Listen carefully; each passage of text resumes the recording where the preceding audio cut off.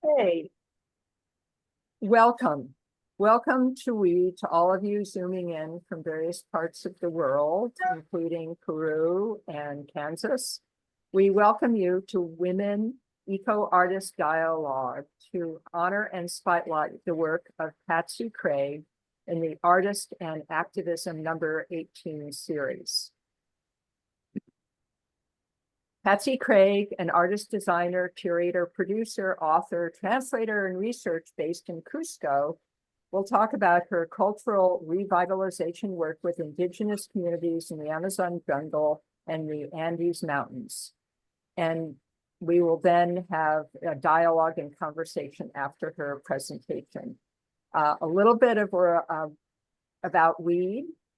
WEAD was founded in 1996, and it's a volunteer-run collective of female-identified visual artists, writers, curators, art historians, researchers, and others interested in highlighting the intersection of art and ecology. I'm Mary White, one of the board members, and joined by our co-host, Manoush Zomorodinia, who's also a co-chair. We'll start with a land acknowledgement and then introduce Patsy. WEAD's office stands on the territory of the Huichen, the ancestral and unceded land of the Chochenyo-speaking Ohlone people, the successors of the sovereign Verona Band of Alameda County, near one of the largest shell mounds in the Bay Area, which was just returned to the Sigorte Land Trust. This land was and continues to be of great importance to the Muwekma Ohlone tribe and other familiar descendants of the Verona Band. We recognize the Muwekma Ohlone tribe, who are campaigning to become federally recognized, the Association of Ramaytush Ohlone, for researching, revitalizing, and preserving Ramaytush Ohlone history and culture, and the Federated Villages of Lejeune and the Sigorte Land Trust, who are working to return native lands back to indigenous stewardship. We'll start with a little housekeeping, Zoom housekeeping, recording this presentation in two parts. First, the presentation, then the questions and answers. Please keep your audio muted during the presentation, and we may mute you if there's extra noise. If you have questions during the presentation, please feel free to put them in the chat. And we'll stop the first recording afterwards, but we'll be able to read the chat questions. So now a little introduction for Patsy. It's a little bit, it's a very interesting and wonderful background.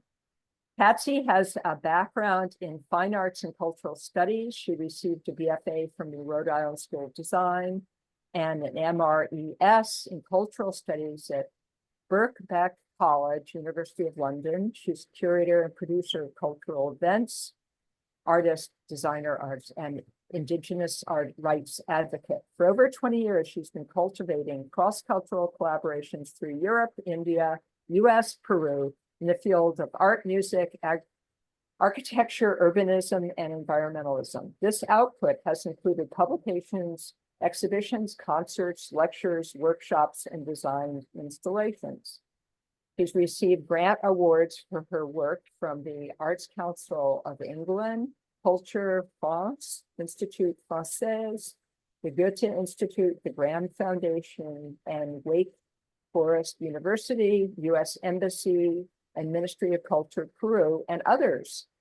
Notably, she edited Making Art Work, a book which explores the relationship between ideas and making, which subsequently became an exhibit in the Agricultural Association in London, UK. And with the support of the Grand Foundation, she produced a book based on her research in India about the impact of European modernist design on traditional Indian culture. In 2022, she received a grant from the Center of Energy, Environment, and Sustainability from Wake Forest University to translate into English the extraordinary book Soy Sonton, wrote an account by an indigenous Amazon elder of his memories pre-contact. Recently, she was awarded the grant from the Ministro de Cultura to design an installation titled Viaje Astral for a park celebrating Andean ancestral culture in a remote village of the Cusco region of Peru.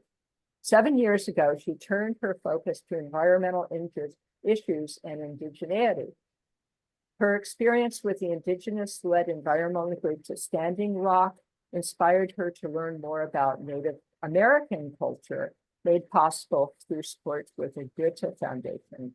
In 2018, she collaborated with the University College London to develop a project which provides platforms from which to identify indigenous world views called Flourishing Diversity.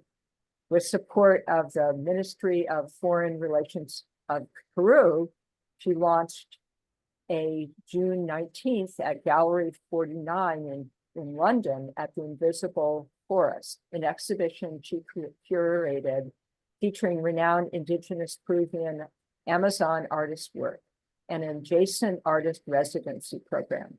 The Invisible Forest was subsequently presented at Pioneers Conference, and that's where we met her in the Bay Area in 2019.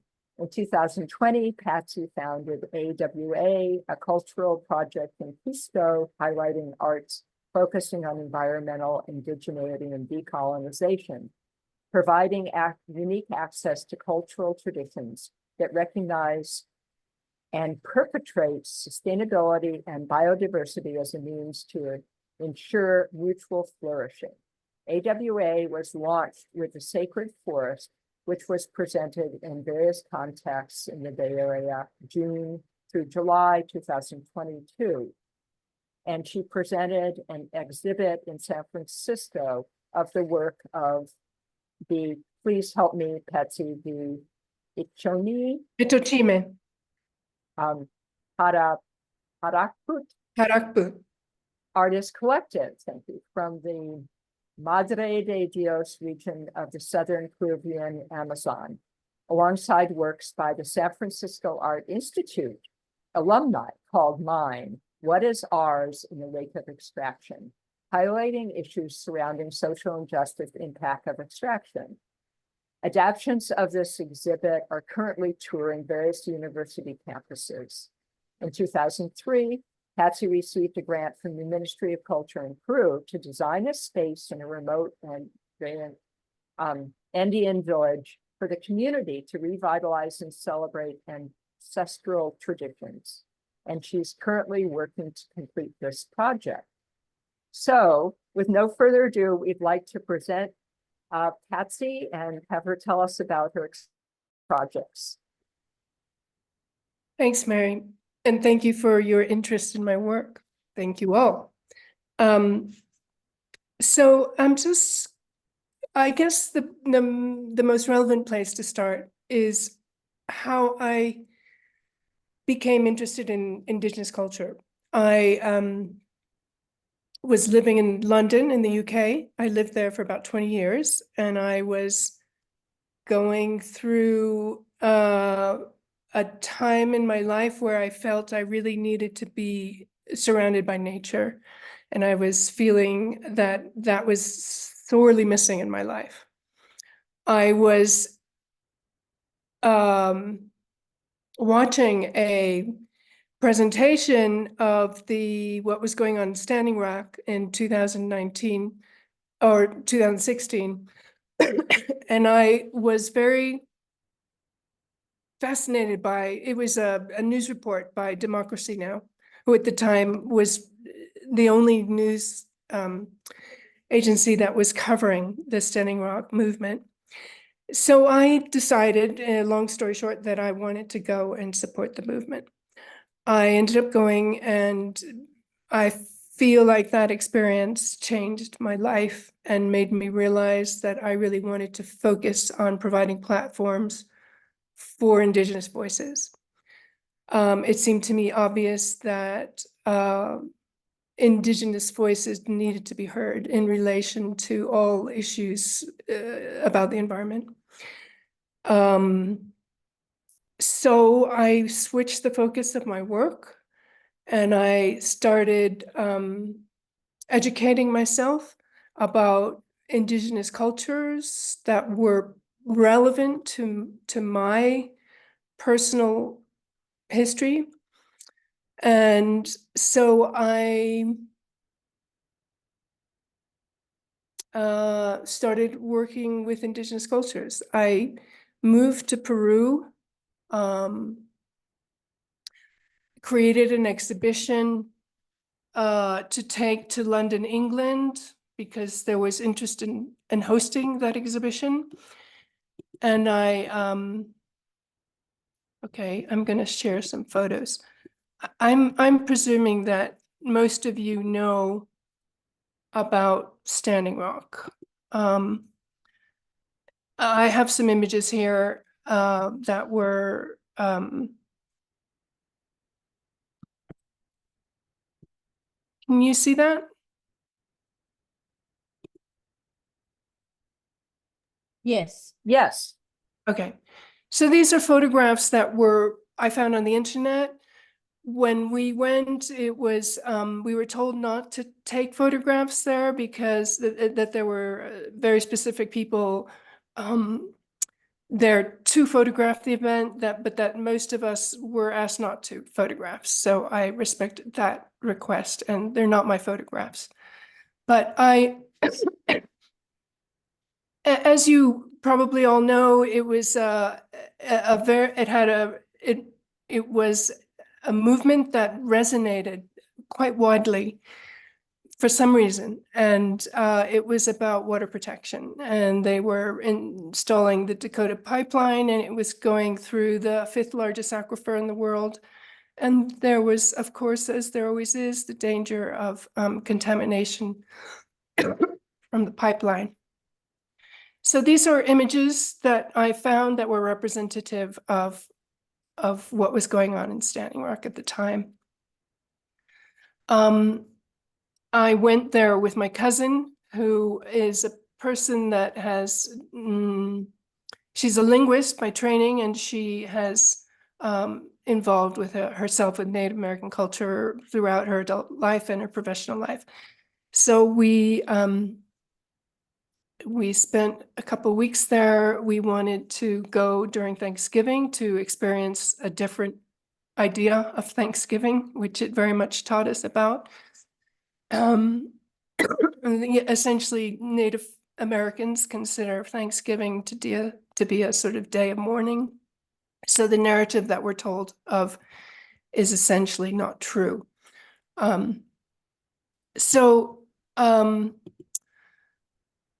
That, as I said, this experience changed me completely, and my focus became on providing platforms for Indigenous folks. I moved to Peru, and I sort of entered the art world here through what was going on with Amazonian art in Lima. It's a very popular movement right now for Amazonian artists have absolutely created a very strong presence in Lima, which is great. And they are being presented in various galleries around the world. They're a big part of this year's Venice Biennale, and rightly so, their voices are being heard through the art. So I took my first trip to the Amazon. You can see the images here, and got to know Can the you world. share? I don't think your screen is shared, Patsy. Can We're you not share it shared again? yet. Oh, I'm not sharing it? No, not yet. You stopped sharing. If you you don't have to stop. Just start one more time and don't just go over the folders. That's not showing. No. Not yet. Oh, let me do this.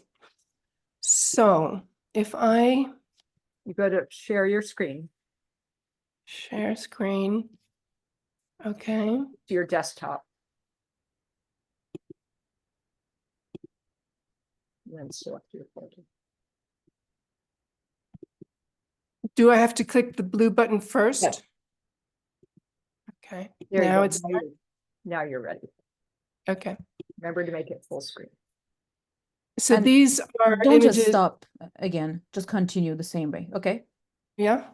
Yeah. Now So you're, these images are from my first trip to the Amazon. And oh, there's one thing that's happening here that is not good. Okay, hang on, I need to redo that. I don't know if I mentioned that I'm Peruvian. My mother was Peruvian. green button. So to me, the idea of coming to Peru was a way of reconnecting with my maternal culture. And after I'd gone to Standing Rock, one of the things I realized I needed to do was just that, because I did not, unfortunately, grow up in Peru. My formal education had very little to do with Peru. And so I realized that I really needed to go and learn. So, as I mentioned, this is from my first trip to the Amazon. And I went to the village of an artist in Lima that I had met, who was originally from this part of the northern Peruvian Amazon called, well, it's Loreto is the region and Pucarquillo is the town. This particular artist was from a very humble background, and his work is all about his culture. So these are images from that trip to the Amazon. And it was the first time I had been to the Amazon, actually. And I realized how amazing it was, right, on that very first trip. It's not an easy terrain. This is often how people travel to get to remote villages in the Amazon. That's a big boat where they all hang their hammocks and travel for, sometimes 24 hours, sometimes longer to get to these remote villages. And so I realized that I really wanted to dive in deeper with everything Amazonian. And I created an exhibition that I decided to take to London. There was interest in me doing that there. And so this is images from that exhibition. I asked a lot of different artists that I was meeting in Lima, who were at this point based in Lima, but had come to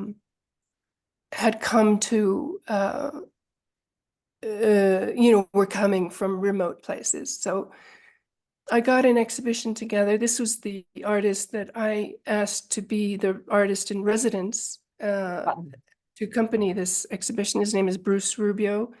So he lived in London throughout the time of the exhibition.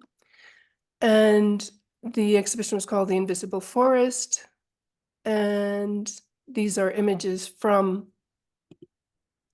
we had talks with him and another Amazonian artist that happened to be visiting. They were wonderful talks. They spoke about various aspects of their culture, and I think it was a bit of an eye-opener for the London audience. It was an audience that was pretty much made up of, it wasn't purely an art crowd. It was a lot of anthropologists, it was scientists, and it was artists. And that's kind of the direction in which all of my work has been moving, in terms of the audiences that respond to the work, and the audiences that who many of the exhibitions are presented in the context of. This is a talk at the exhibition. The man on the right is the ambassador from Peru. That's Bruce talking about his culture. He did a beautiful song in the beginning of his talk, and yeah, it was great. So that was in 2019, and then of course pandemic happened, and during that time I decided to open a space, a kind of gallery in Cusco. It opened right before pandemic, so it didn't last very long, but it was an attempt to do the exhibitions there in Cusco. This is a local shaman from a place called Queros doing the opening ceremony to bless the space. And these are images of two different spaces in which I attempted to create this gallery. But what I realized is that I wanted to, more than create a gallery space, was to create projects with Indigenous communities. And I wanted to exhibit the results of those projects in different contexts, not in a gallery space per se. And so I began doing that. These are some of the artworks from the artists that were being shown in the gallery space. All of these artists are, well, this one in particular is originally from the Andes, but he lived in the jungle for many, many years. And so his work focused on indigenous culture from the Amazon. It's another artist from the northern Peruvian Amazon. Apart from this particular artist, Miguel Vilca, all of them are self-taught. And it's Gerardo operates a historian. I feel like his work is a historical record of his culture and everything he's learned about his culture. So it's not necessarily depicting the time in which he lived, but it depicts a historical record of his peoples.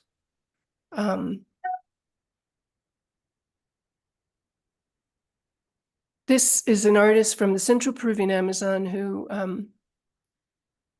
whose father was a master plant healer. And so he says that everything he painted was what he learned from his father's knowledge of plants. And all of the paintings that he does are essentially portraits of different sacred plants that are used in traditional healing practices, something that has become very popular in Peru and internationally. Ayahuasca is a plant that many people know about in the West and are consuming in the West, but of course there are many other plants that are teachers and are healers. And so Dimas's work represents the healing nature of plants.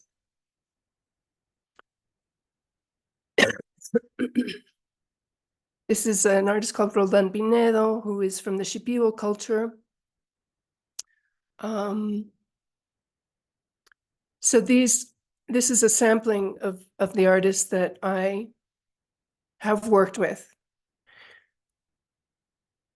One of the things that I realized after presenting this work in London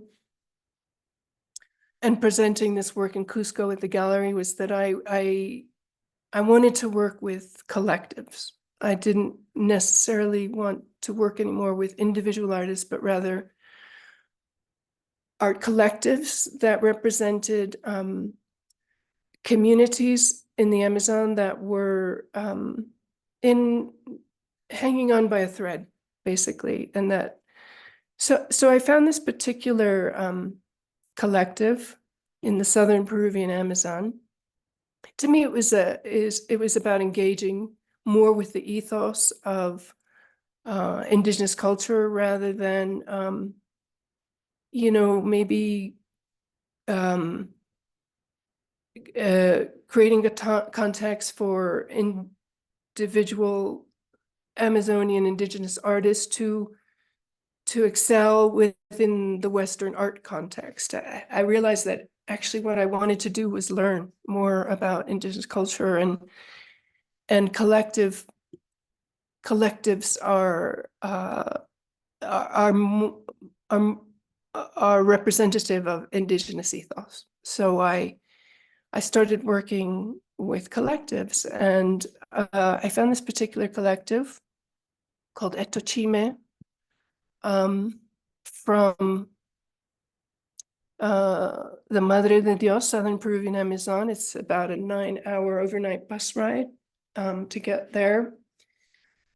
And they are a collective that have been formed by this particular, I would say their leader is this woman who is very articulate and very determined to do everything she can to preserve her culture and to interest the younger members of their community to also engage in preserving their culture and revitalizing their traditions, right? So this is them working. It is, the location is this religious organization who originally I was wary of, but realized that they were very supportive of all of this particular community's traditional practices. They weren't trying to impose another religion on them. They were in fact supporting and enabling the revitalization of their own culture. So they provided the space, they provided materials, and they provided, sometimes they provided meals for them to produce these works, which are essentially representative of, again, all self-taught. These are not traditional formats. A paint on canvas is a Western practice. But the idea was to use these formats to communicate with the West the realities of their particular community. They live in a part of the Peruvian Amazon that is completely overrun by illegal gold mining.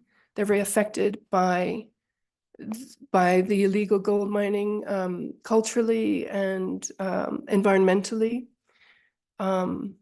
This is the territory very near their community. This is what it looks like. This should be lush Amazon, but the illegal mining has turned it into this. And so they have presented this body of work. This is their community where they live. They have created this body of work that I am presenting in different places in the world. And it's all about the impact of gold mining on their culture. And it's also about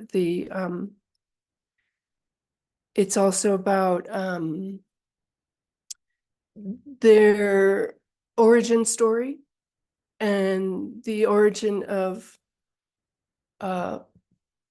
paint as a medium, which in its original traditional context, it was painted on the body. Paint was on the body, and it was lines. I mean, all the Amazonian communities have their own what we call lines, and these lines represent their cultures. For the Etochime collective, the lines, this is an example of the lines, originate from their origin story, which is of a tree called the anime tree, which saves their village from a great fire. And the lines are derived from the tree. And in their original state, these lines, as mentioned, were on the body, and they were worn on the body to to engage with a more spiritual and profound connection with the spiritual entities of the forest. So this exhibition that we created is all about that. And that exhibition was originally presented alongside an exhibition that I curated, and it was about the San Francisco Art Institute, which is no longer, unfortunately, asked me to curate their centennial alumni exhibition. And I proposed the idea of presenting the works of Etochime in the Bay Area alongside works by a selection of San Francisco Art Institute alumni. And to me, it felt relevant because obviously the Bay Area and Northern California in general has a long history of issues relating to gold. The gold rush was an event that really resulted in the genocide of many Californian indigenous communities, and to this day, the contamination effects are felt environmentally throughout the Northern California. So we did that. We presented that exhibition. Let me see. So the exhibition for with the San Francisco Art Institute was presented 2 years ago. And it was a combination of the Etochime works and, you know, works by artists, Western artists, for the most part, that were interested in environmental issues. So, and whose work was environmentally focused. So I presented this selection of artworks, which I thought was a really beautiful exhibition. So I'm very pleased about that. That exhibition is now touring the US. Not, let's say the Etochime Collective is the constant in the various incarnations of the exhibition, called Mine, What Is Ours in the Wake of Extraction. It was also presented at Wake Forest University in North Carolina in September, and is going to be presented at University of Delaware this year with a selection of artists that we identified through an open call. So also has Western artists presenting their work that is environmentally focused. So it's combining the Etochime works and the Western works together. I feel like that's a very nice way to present the work, actually. And it brings in another audience, and it brings in a wider attention on the issues of extraction. So let's see, how's my time? I'm okay. I also was asked to translate into English a book that was the transcribed memories of an elder, Harakput elder, of his memories pre-contact. So he unfortunately died last year. He was in his late 90s, and he is a person who has memories of his experience, his life pre-contact. When we say pre-contact, that means before colonization, right? In Peru, the colonizers, the Spanish, had less of an impact on the jungle than they did in the Andes. So that's part of the reason why we still have very few, but elders that have memories of pre-contact. And of course, there are communities in the Amazon that are not still not contacted, right? But a memory of pre-contact from a person who has experienced colonization is a very unique story.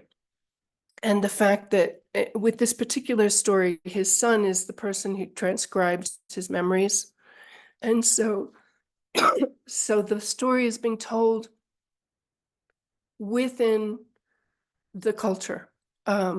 It's not being, I mean, I say that not through a third party. I'm the third party in that I've translated it into English, but the original story is not being transcribed by, let's say, an anthropologist that comes from a different culture, et cetera, what have you. That's a very common thing.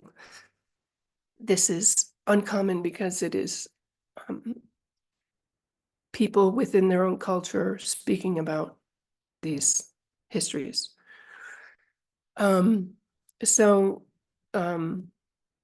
Soy Santone means I am Santone, which is the name that is attributed to this elder.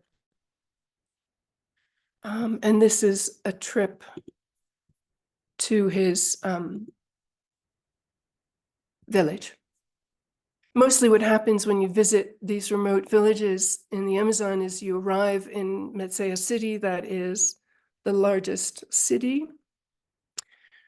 And you can either get to these larger cities by bus or by plane, and then you find your way to these remote villages, usually through river journeys, right? On these canoes, as you can see here. And sometimes those journeys can be up to 6 hours. Sometimes they take 24 hours and etc. So it's not so easy to get to a lot of these places. And what happens on a lot of these rivers, as I mentioned in Madre de Dios, is that you have this illegal gold mining taking place. This is an image of what illegal gold mining looks like. They use sort of artisanal methods to extract the gold. They use mercury, and it contaminates the water. It's a huge problem. And this is a little bit of information about that. This is the village where Santone lives. That's his house. That's him. And this is me talking to Hector, his son, and Santone about the book. Santone doesn't really speak Spanish, so the conversation with him was pretty much made possible through Hector, his son. This is a group called Cincia that works collecting research about contamination in the Amazon. Cincia is part of Wake Forest University, and they gave me the grant to translate the book and have been involved in the Spanish original version of the book too. We have yet to publish the English version, but hopefully that will happen in the not too distant future. That's more gold mining. It's Hector and his father.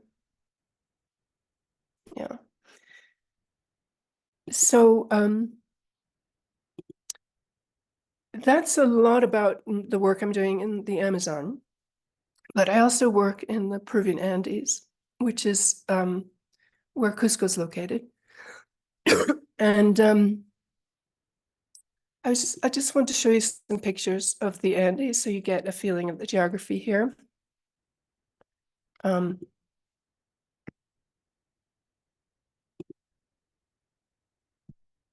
This is an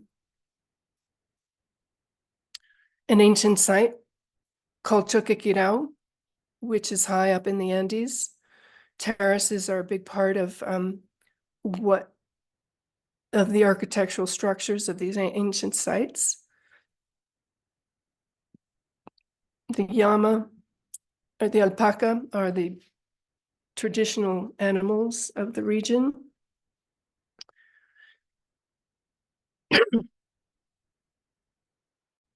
This is an ancient site called Huacrapucara, which is extremely beautiful and unusual and mysterious. It's all very mysterious.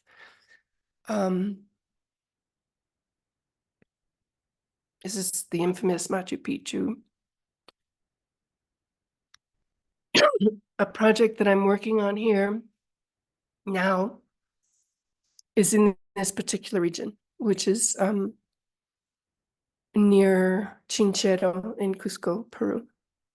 It's I applied for a grant to the Ministry of Culture here in Peru last year and proposed the idea of creating a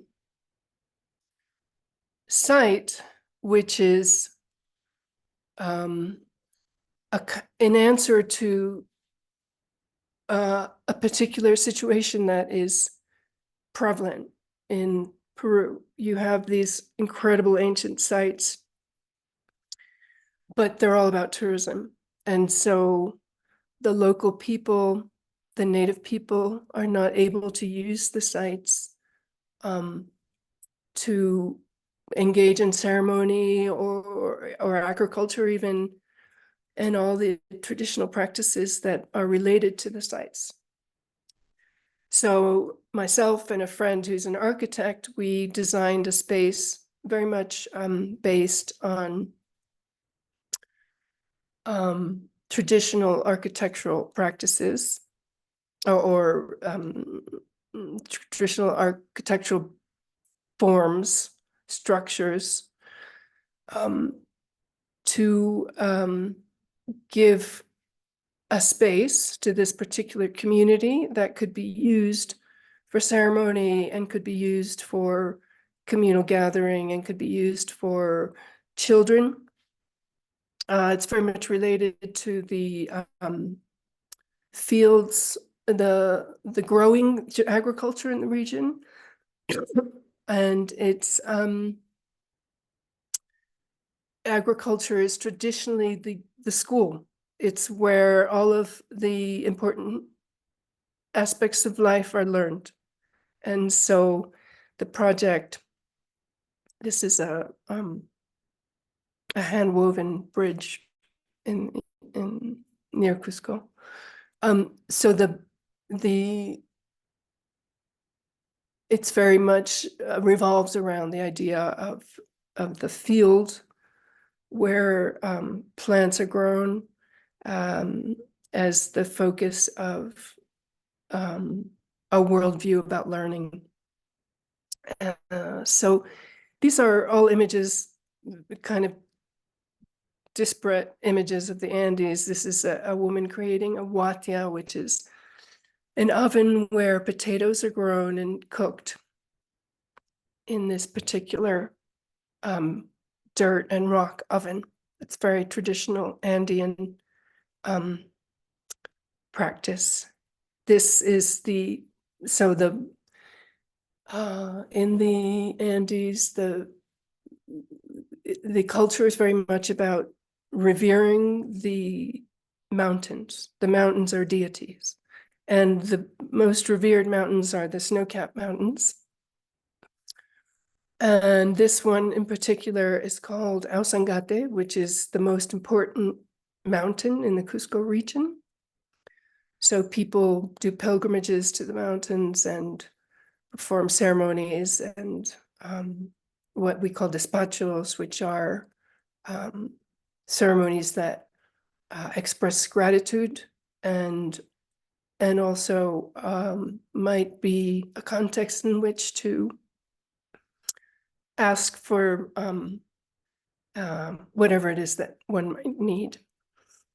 This is a scene of Cusco and in the distance is the particular mountain called Ausangate, which is the important mountain. And everywhere you go in Cusco, there are archaeological sites, which are sacred sites, right?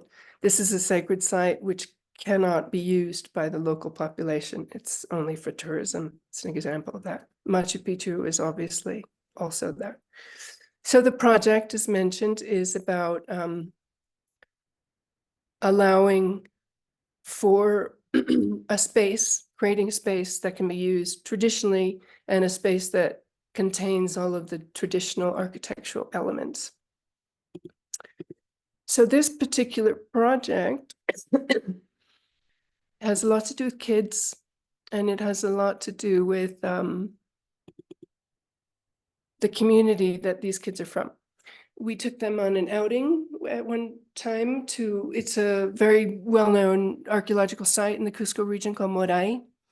And we would take them to these sites to sort of talk about ancestral culture and have them sit and observe the space of ancestral sites.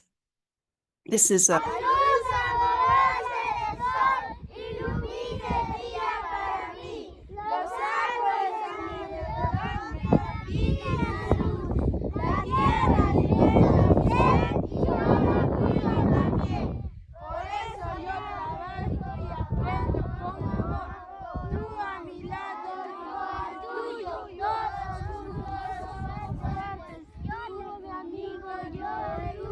they're singing a song, basically calling out to the ancestors, and the song has a lot to do with how working together is so much better than working alone, which is, of course, completely important aspect of Indigenous worldview, right? These are images of the project that is being done and the process of developing the project, where we're creating space. These are the kids working, creating architectural forms from grass, from nature, you know, just using natural materials to think about space. They were very much involved in our design of the space. This is we can call him an Andean priest. He's also an artist and a teacher, very devoted to Andean spirituality. And this is the opening ceremony for the beginning of our work to design the space. This is taking the kids to various architectural sites, archaeological sites. This is us beginning to create a space within the confines of the school, which is where the space is going to be completed. Our first installation is what we call an espejo de agua, which means a mirror, a water mirror, and you find these in traditional Incan archaeological sites, and it's about looking at the cosmos through the mirror of the water. And we went to a quarry to select the rock that we are using for the sculpture. This is us installing that initial sculptural piece, which sits in the center of the circular space, which in time will have terraces, will be a kind of amphitheater. And these are designs of, how can I reduce this? These are designs, proposals for the space in its entirety. So we're using this circular terraced space, which is very traditional. And what we've incorporated here is a kind of using these sort of mounds of dirt to reflect the silhouetted images of the mountains in the distance. So that is something that you see often in sacred sites, ancient sacred sites. There are sculptural forms that have been sculpted to represent the mountains in the surrounding area. Here is the the idea of having the agriculture also integrated into what we call an open classroom, right? And how these working in the gardens of these fields will be incorporated into the, let's say, educational curriculum of this space. So these are just kind of drawings for proposals of the site in its entirety. And that is the last project I'm working on. There's for Incan, I mean, I could spend hours and hours talking about ancestral Peruvians and their relationship with the cosmos. That's a huge subject. And it's very much incorporated into the design of this particular project too. This is the last project that I'm working on, or let's say the current project I'm working on. I've just applied for a grant to finish it, and to also work with different communities in the Amazon to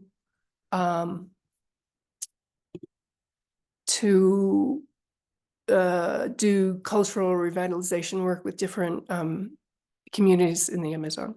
Yeah, so that's kind of a brief synopsis of my work. I don't know if anyone has any questions or comments. Well, let's give Patsy a virtual round of applause. That was quite extraordinary and amazing. Really good work. Thank And you. what we're going to do now is, if you have questions, you can put them in the chat or you can save them. In just a minute, we're going to stop this recording and we'll start up a new recording for dialogue and questions.